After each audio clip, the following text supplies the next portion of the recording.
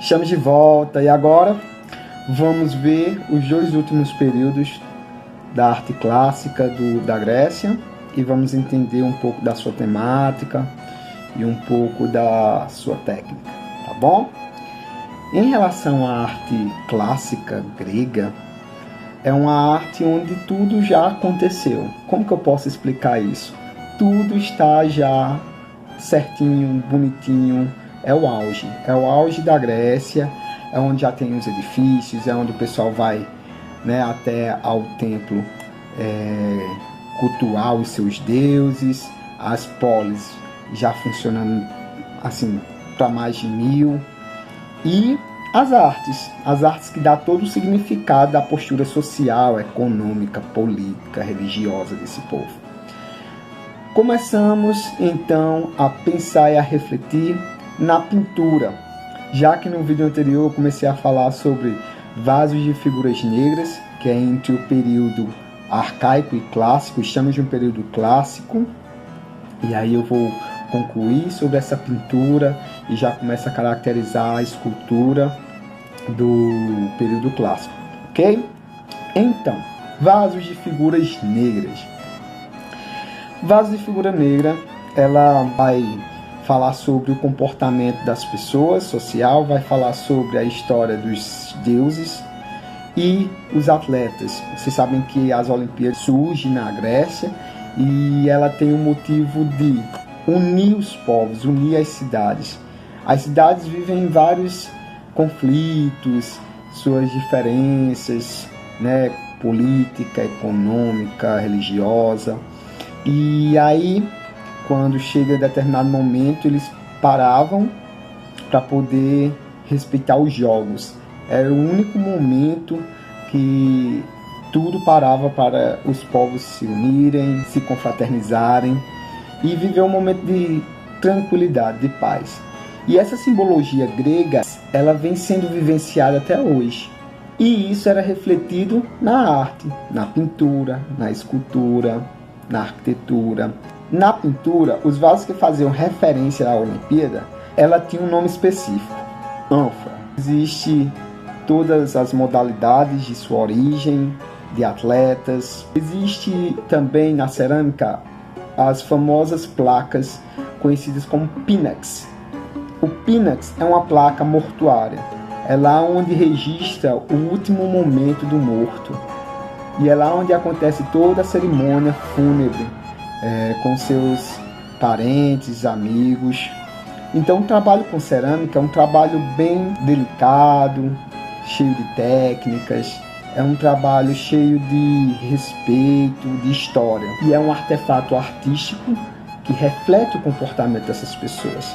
É importante estudar arte por isso, porque através de um artefato, né, ela vai falar do comportamento dessas pessoas. Sobre a técnica, é um pouco complexa, é um processo de moldar através do oleiro. O oleiro é a maquinazinha que gira a argila e ela vai moldando. Eu acho que vocês já devem ter assistido Ghost, do outro lado da vida, e tem aquela famosa cena de filme romântico, a mocinha lá moldando a cerâmica e o rapaz por trás com aquela musicazinha fazendo todo o clima.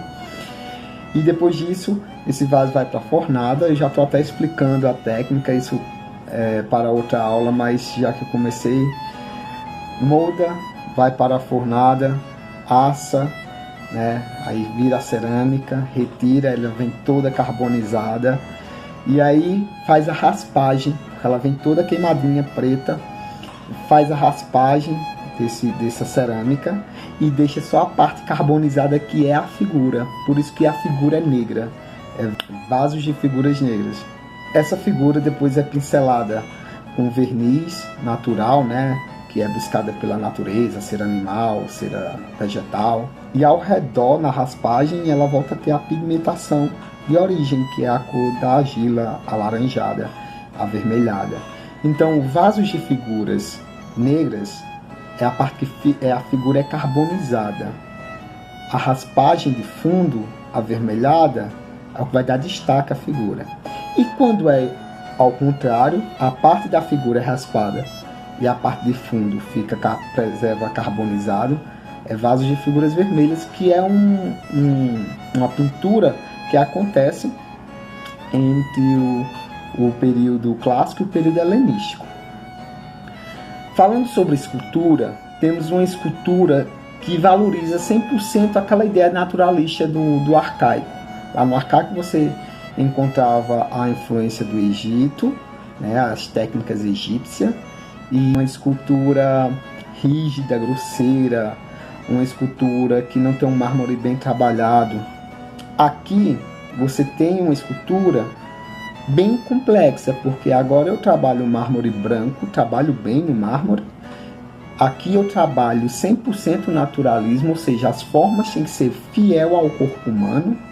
Aqui eu já tenho um rosto, né, uma face já com uma expressão, né, uma coisa mais expressiva, um sorriso, e com os detalhes da afeição do rosto. Então eu tenho a valorização dessas curvas, a valorização desses volumes do corpo humano. Então o corpo humano é super valorizado. Onde que eu posso encontrar essas esculturas com essa valorização do corpo? Eu posso encontrar uma escultura em relação aos deuses, que no caso vamos já falar sobre a escultura de Apolo, ou então geralmente, né, a escultura clássica valorizando o corpo humano retratava muito a temática dos atletas, dos esportistas.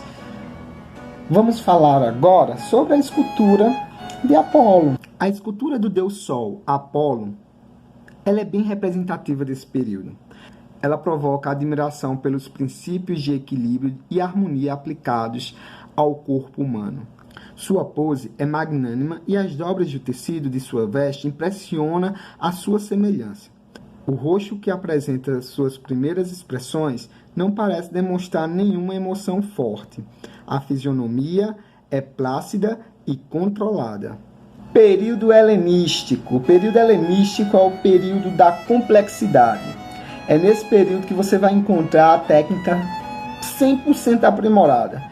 Se no período anterior a escultura já estava trabalhando nos detalhes do vestido, das vestes, nas expressões, da naturalidade, né, o naturalismo da realidade do corpo humano, aqui você vai encontrar uma poesia, uma emoção nas peças artísticas desse período.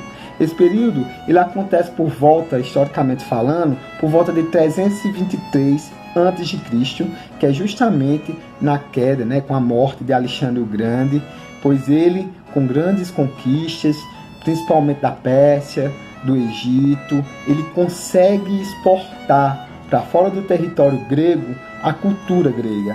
E por isso, quando você encontra a mistura do greco-romano, você pode chamar de estilo helenístico ou qualquer outra cultura. Se existe uma mistura da cultura da arte antiga da Grécia com outra cultura, Egito e Grécia, helenístico. Então, falou em helenismo, não está falando somente fechado dentro da Grécia. Mas você pode encontrar um greco-romano, onde tem um artista romano que confeccionou tal peça, mas que tem aquelas características do que é Grécia. Até porque Roma ela vai ser uma mistura cultural. Roma vai ser a mistura de Grécia, os latinos e os etruscos, conhecidos como os bárbaros. Mas a história da Roma fica para um próximo momento. Nesse momento, só estou enfatizando a importância de Alexandre o Grande para a cultura grega, certo? Ele, como um grande representante, governante, ele consegue uma conquista territorial grande, tanto que existem as Alexandrias aí pelo mundo. No Egito, no assunto anterior, falamos sobre a Alexandria, falamos sobre o espaço e o toque grego dentro do espaço egípcio.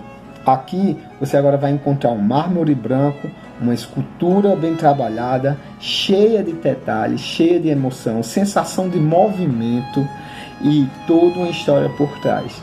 Todo um drama, toda uma mitologia a ser contada. Nas pinturas, eu já citei no período anterior agora do clássico, sobre vasos de figuras vermelhas, que acontecem entre o clássico e vai até o período helenístico, né, com toda aquela complexidade técnica. Só vou acrescentar um detalhezinho. Que é justamente na raspagem, né? Vocês entenderam que a figura negra, eu tenho uma raspagem ao redor da figura, deixando o fundo vermelho alaranjado e permanecendo a carbonização, né, da fornada. Então essa parte carbonizada eu tenho a figura negra. No vermelho, beleza, eu acho que automaticamente vocês já entenderam que é só inverter. A figura é raspada, é avermelhada e o fundo se preserva carbonizado. Só que tem um outro detalhezinho. Na figura, além de você raspar essa parte da figura, você faz uma raspagem que deixa uma cavidade, uma profundidade um pouquinho maior.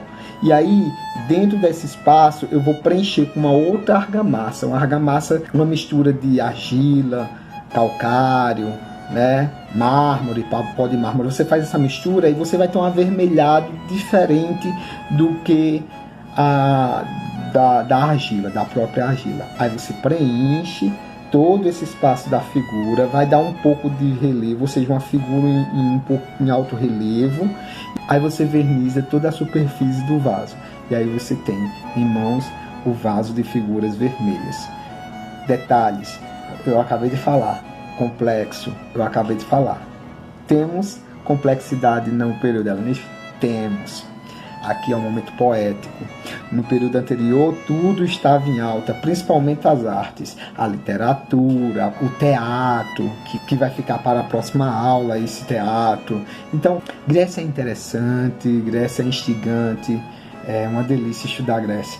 Na sequência, para finalizar essa aula e começar a interatividade, vamos ver a imagem da escultura no estilo helenístico, com toda a emoção, todo o drama grego, e a complexidade no mármore, no movimento, na emoção que apresenta.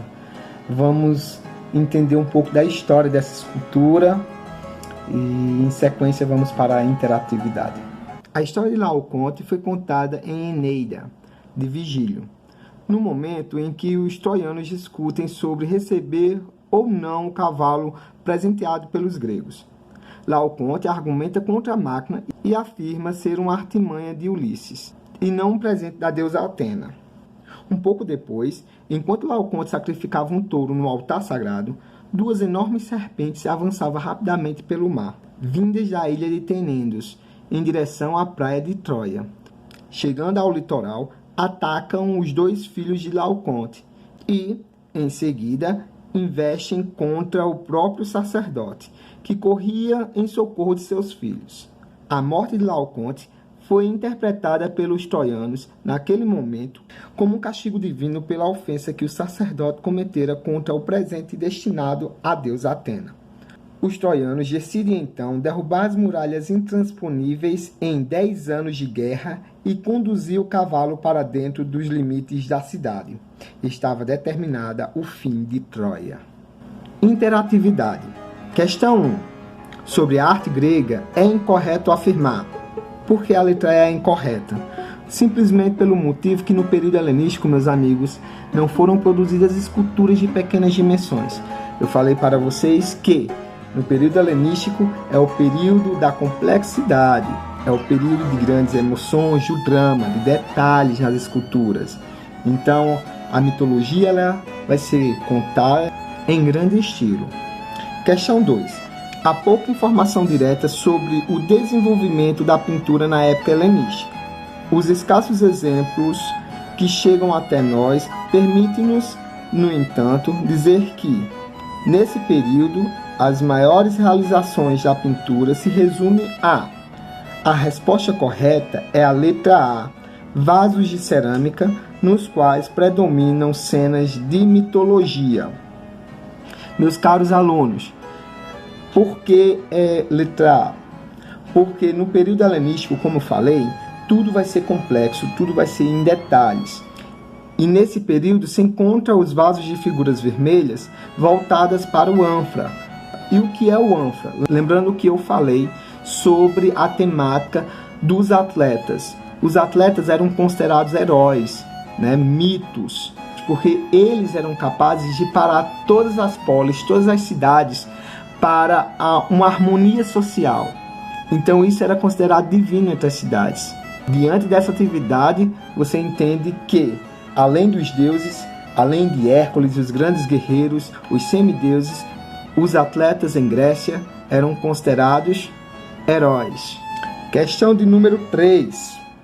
Sobre a arte da Grécia Antiga, assinale o que for correto. Então, a questão para somar as corretas.